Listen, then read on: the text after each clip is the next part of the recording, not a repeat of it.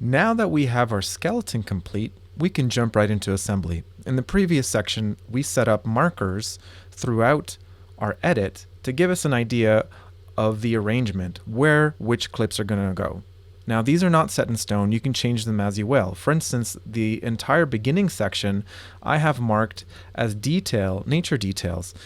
I don't know if I can fill a whole minute of nature details and various accessories, if you will, but I'm going to try.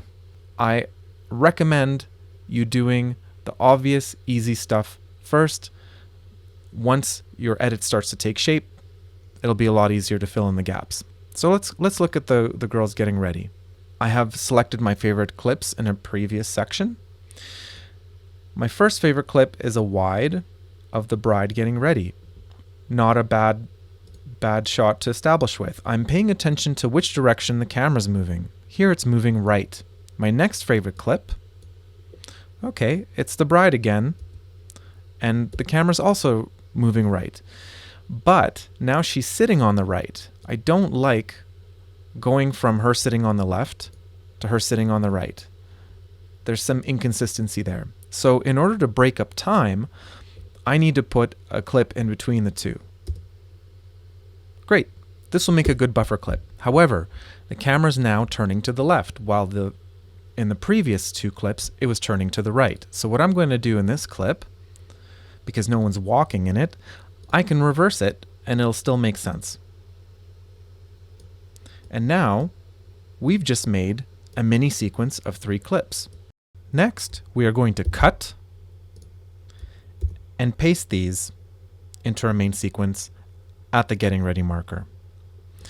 Next thing we will do, we will start listening to the music.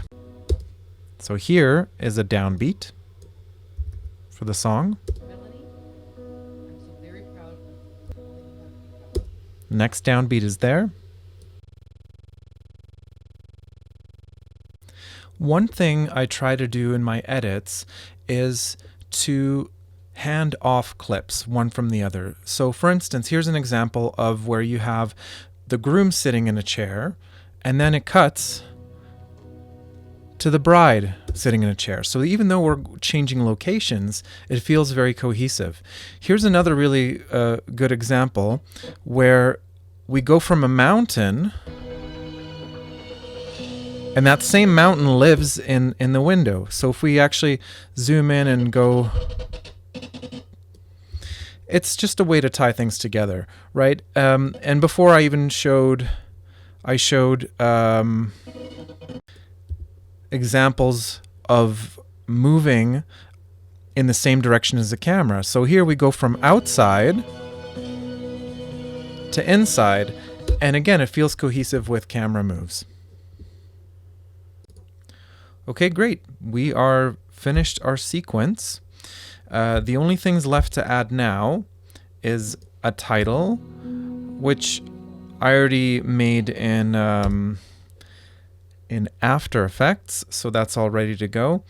And then what we want to do is we want to add some sound effects. So I already chose certain sounds. For instance, we have lake sounds, and here we have a lake. So naturally, we would put some lake sounds in where there's a clip of a lake. Forest sounds now. So we have a forest. Choose a bit of the forest sounds, throw them in. And once you have all of your sound effects into your sequence, then you are ready to do an audio mix. Some people do audio mix inside of Premiere just by writing the volumes like that. I mix my audio in Pro Tools, so I will always export an OMF. Once we've exported the OMF, we are now ready for coloring and audio mix.